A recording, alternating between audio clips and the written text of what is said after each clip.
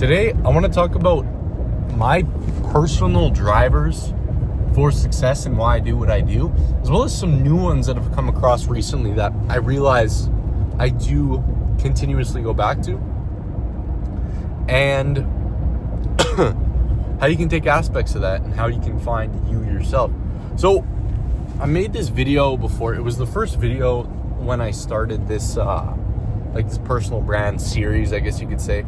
What I'm doing, I started, I think this was like a month and a half ago, just creating a video every single day, right? I want to be consistent. I want to show that I have that discipline. And I'm still in the process of finding my voice.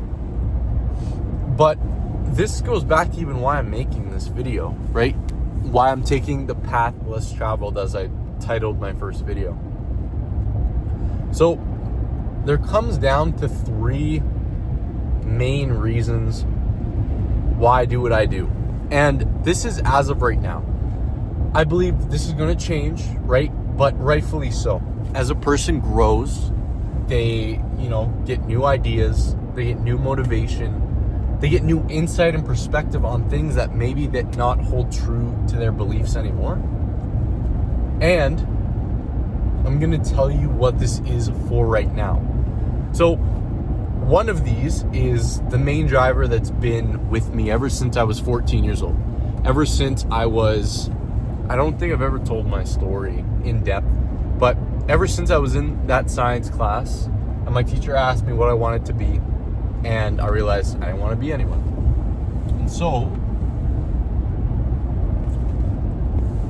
I'm going to touch on the two ones that I've got recently first, then the last one, which is the most important one to me and is the most important one to a lot of people I see. A lot of people who have a high level of success, they have this trait and this attribute as well. I was just watching one of my first mentors ever, appointment setting sales. He is a beast, like probably one of the best people, most well put people out there in the space. And he literally mentioned this in a story like 2 days ago, or like yesterday, I think. So anyways, the first one I want to talk about is escaping the failing society of Canada. Now, I say that with a grain of salt. I'm going to explain myself what I mean. So, if you guys aren't Canadian, or if you guys don't follow Canadian politics, you'll know since 2015, when the Liberals took over, the left-wing ideologies took over, we've had a declining quality of life. Now, I say this all statistically. I back this with logic. I don't back this with any emotion. I believe people who argue politics are stupid. No, not necessarily stupid, but I believe it's poor people activities.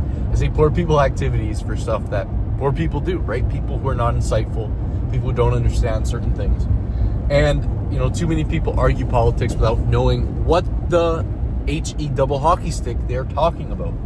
So, purely on statistics, purely on logic, we've had a declining quality of life, right? Our price of everything has gone up. Housing, one of the highest in the world. Our Canadian dollar has declined since then. Now, it's not the decline that people make it out to be. And then just general quality of life statistics. I don't know how they measure that.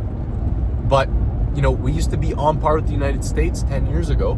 Now we're, I don't know what the percents are, but we're way lower than the United States. And the United States as a benchmark, because obviously, the most powerful country in the world, the US dollar is the world's currency. But, and one last thing, it was just something I saw today. Oh, shoot. Ooh, look at that, a deer.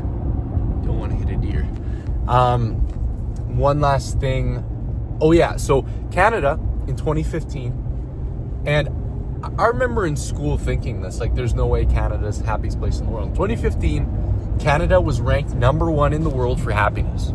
Out of 194 countries, Canada was number 1. As of today, or last year, 2024, it's now number 18. So, and obviously, I'm super spoiled to say that. I'm still live in an amazing country, better than, 90% of the world. But think of it. just 10 years ago, we were number one, and we've dropped 19 or 17 places. That's one place a year. That's not a good place to be. But Canada is a failing society. The ideologies, and I say failing society, I don't mean failing like, war-ridden African countries. But from where we were, the throne that we used to have, the quality of life we used to have, right? Freedom 55. That was a Canadian saying. You could have retired by 55. Now that is a dream, right? That's not achievable today. But it's a failing society. They recently just passed the frameworks to launch UBI, Universal Basic Income. Now, what is Universal Basic Income? What does that mean? Chances are, even for me, myself, the only time I ever heard of Universal Basic Income was in social class in high school. Realistically, you're not going to hear of this elsewhere because it's a far out thing. And Canada just passed the frameworks for Universal Basic Income. Now, what is Universal Basic Income? It means everybody, I don't know exactly the demographics or like the age demographics, but everybody at a certain threshold will receive a certain amount of money per month, regardless of who you are, what you do, what your status is, and all of that. Now, the positives of this is that people will be, relieved with the cost of living, and they'll be relieved with this extra money per month that they get. But everything comes at a cost, right? As Tai Lopez says, the thesis of something, there's also the antithesis, the antithesis. For every extreme, there's another extreme. The long-term effects of this, which is why, as we know society, right, we have to learn from our mistakes. And certain people don't. And they fail because of it. Self-destruct because of it. Communism, right, or in this case it would be socialism. When you don't give people that incentive, right? So universal basic income, everyone's going to get something. What do you think that means? People are not going to have the incentive to go and work. They're not going to have the incentive to go and work for themselves, to provide for themselves, right? Just like communists in the factories. Everyone owned the factories. Who benefited from it? The people who were smarter than others, the people who were stronger than others.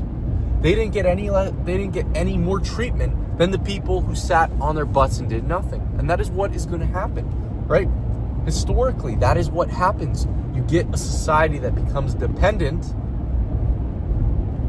and doesn't have the incentives for hard work, right? Just read a book, Why the Free Market Will Save the World. Very interesting book. But basically, the root of it, capitalism, the free market, when people are given the incentive to work to create abundance for themselves, guess what? People are then incentivized to create a better world, right? As of right now, climate, the carbon we're trying to reduce. If you created something that reduced carbon without reducing productivity, you're going to be a millionaire, right? You're going to be very well off if you can invent a technology like that. So you're saving the world, and at the same time, you become abundant for yourself. Just like food and coffee, right? If there was one person supplying coffee, they could do whatever they wanted. And that's monopoly, and that's, economics that I do not know about, and I will not talk about. But with that, people are incentivized to create the world and make the world a better place. With UBI, what's going to happen? And furthermore, the more, obvious long-term effect of the two, the Canadian dollar is going to go down the toilet, right? Where are you going to make this money from? And taxes are going to go up, right? But for us ants, right? We're ants in a society. The government's the dragon. For us ants, it's probably not going to look like that much difference. But for the big people, right, and the people who are making a ton of money, that's where it's going to come from. What do you think is going to happen, right? Capital is going to flee. Historically, when you put a wealth tax, just as France is doing right now, capital flees. People don't want to do business in that country, right? I know a guy. He's an online person I learned from. He was in Denmark. It's like 50% tax in Denmark because they have their big social safety net, all of this. He left for Dubai, and he's making millions of dollars per month. That could have been millions of dollars that Denmark had. But no, because capital flees. But anyways, there's a whole nother topic of discussion. But with these principles and with the principles that are already happening, right, running an $80 billion deficit, mass uncontrolled immigration, reaping the benefits of, a semi-social, well, I can't say this because I'm not very knowledgeable on this subject, but a socialist country, right, you take care of other people. That's the whole idea. People who come in and having contributed to society, they're reaping those benefits. What do you think is going to happen, right? Only negatives can come from that. Purely economic. Obviously, there's other aspects, but economic for me is what I weigh, the best. Well, not even that. Just to have a functioning society. It's very important to me, but I believe, in this day and age, I don't know why, and I'm not going to, go into my big opinions on why, but failing societies everywhere. They're adopting principles and policies that are doomed for failure. There's very few in the world that are not like that anymore. But anyways, that is the first point. Wow, I talked about that for a long time. That's the first point. Canada failing society. I have to get out. There is no way that I'm going to build a good future where I'm taxed 50% on what I make. Not even that, but in a failing society with no one who shares my ambition, I have to get out of Canada, and I have to get out quick. I believe in the next 5-10 years. Well, I can't say that. I'm not very knowledgeable. I'm not knowledgeable enough to give those accurate estimates, but I do believe, in the coming future, Canada is going to be failed compared to, somewhere like Dubai or something like that. So anyways, that's the first point. Second point is that my parents have to see me win before they pass away. Now, time is very limited, life is limited, and I'm saying this purely from what I've learned and perspectives I heard from other people. I'm young. I try not to take my time for granted. But time is limited, right? And when a tragedy happens to me, I have not faced a lot of tragedy in my life so far. I've been extremely fortunate. When I face tragedy, I'm sure this is going to hit me in the face. But purely from what respectable thinkers have said, as I talked about yesterday, right? The 1%, find that one person.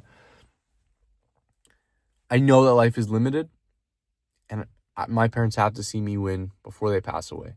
Now, I'm not saying this in any sort of grim way. But, I've been talking game for so long, right? I believe in myself. Told my parents this. I tell them the success that, I can achieve and I know that I can achieve. And, they hear this time and time again. They don't see me achieve that. That's going to suck. Now, obviously, I do this for myself, right? Becoming the best version possible of myself. But my parents are another big thing. My family is something that's important, right? You can't choose your family. My friends, there's a few friends that I do care to see me succeed, and I want to see them succeed. But for the most part, I don't care. I don't care about outside people. My family, though, I do care. I have to win before my parents go. That's why relentlessly I'm putting in as much work as humanly possible. I'm taking risks. I'm doing things that are uncomfortable to do just so that I can have that. And so that's that. Now, the third one and the most important one here for me is that I want to achieve something great with what I have at my disposal. Now, what do I have at my disposal? A limited life where we are inevitably going to die. We are all mortal. We're all mortal beings. We're all fallible. And the only way to truly achieve the best you can in life, this one life, you're a speck of dust in a universe, in a timeline. No one's probably going to remember who you are. Now, actually, I don't believe that. If you're watching this, if you're an entrepreneur, if you're building, if you're documenting your personal brand, you got to do something with a personal brand, right? I believe you can leave an impact before you die or after you die. But for most of us, and I'm not saying this to attack any one of you that's watching, if you're even still watching, but most of us, we're not going to, go down that path. I always like to relate to Andrew Tate. He's been a huge positive impact on my life. And I believe he left impact. He's going to be remembered after he dies. Now, there's a lot of other people. And if you not question me, everyone can have their own opinions, and there's good and bads to everything. Again, thesis and antithesis. If you immediately shut down after hearing that I talk positively about Andrew Tate, click off this video. I say that a lot, but, I talk about ruling with logic over emotion. It's just like saying, I'm not going to say that. But, yeah, you're an idiot if you just, soured your face when I said that. But anyways,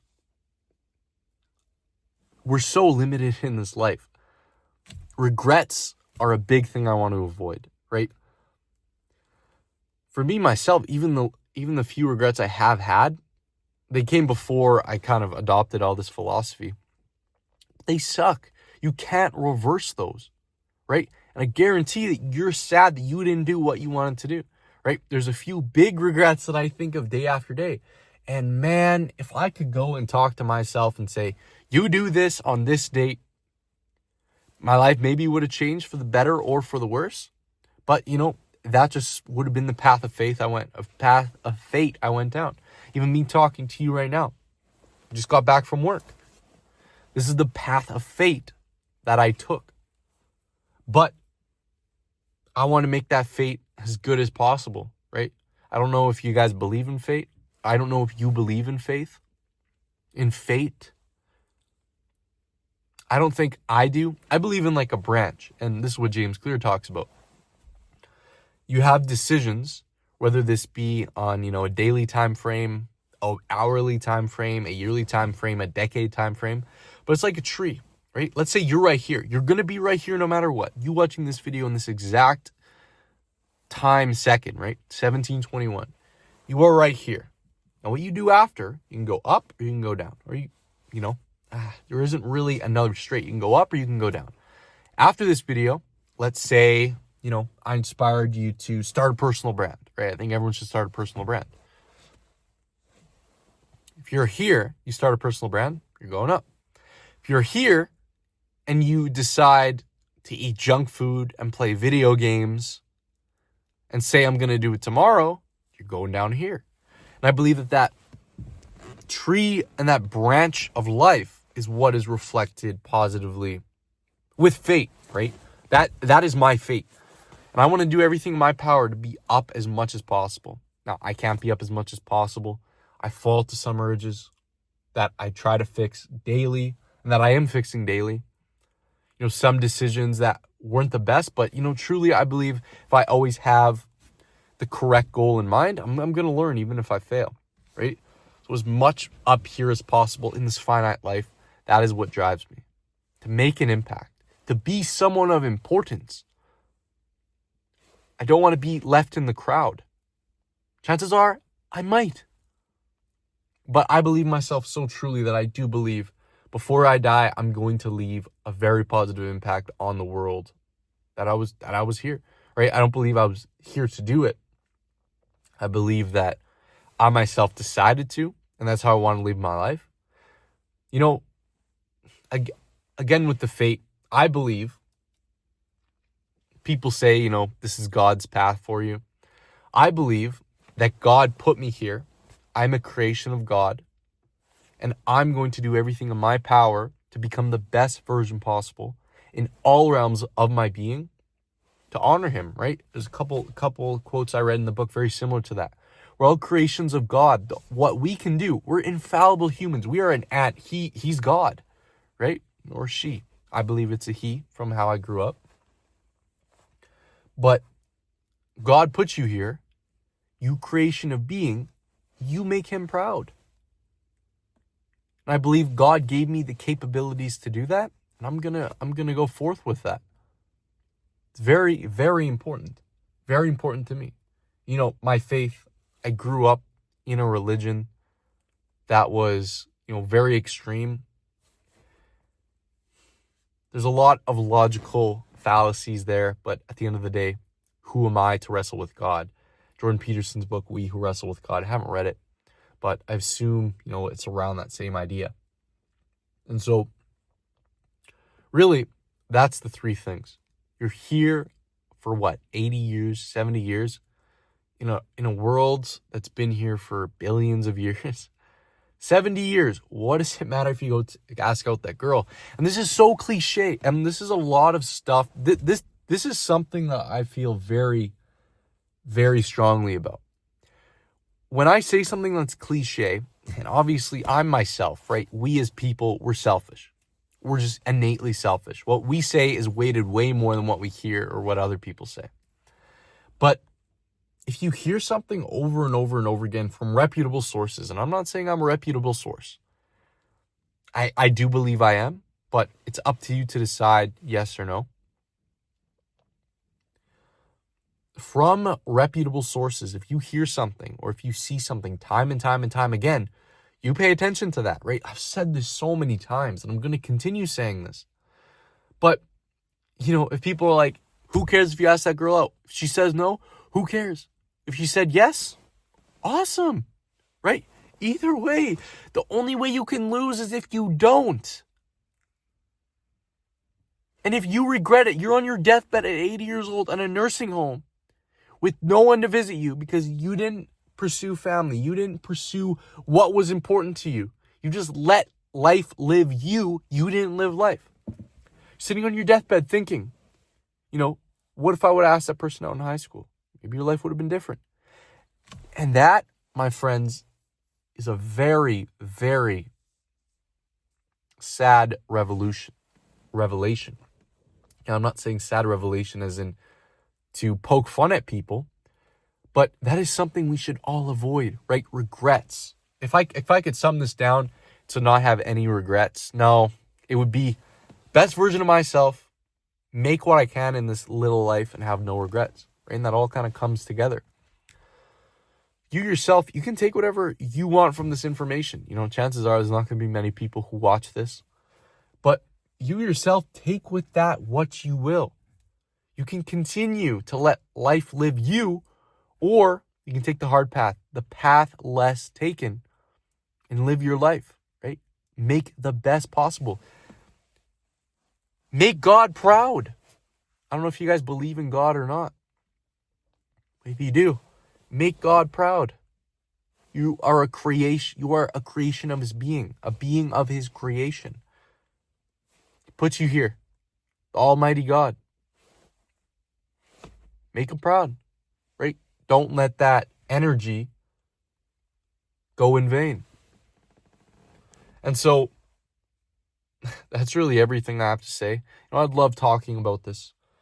The process of finding your voice, as Russell Brunson said, expert secrets. That's, how the framework I use to start this.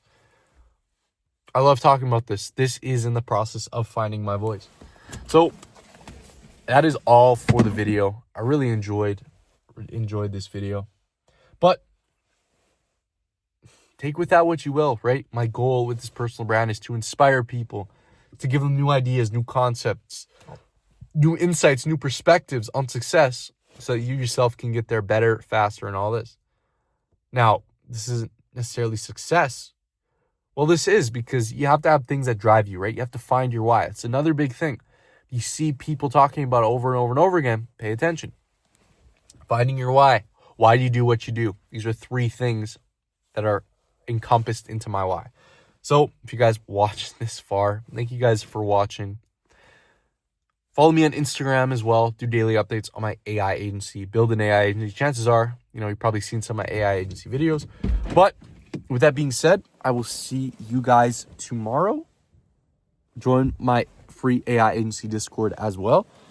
And yeah, all in all, I hope you guys got inspired, got some value. Live your life to the fullest. Know your why. And yeah, you will live a better, happier life with more success. So thank you guys for watching. See you in the next one. Stay wise.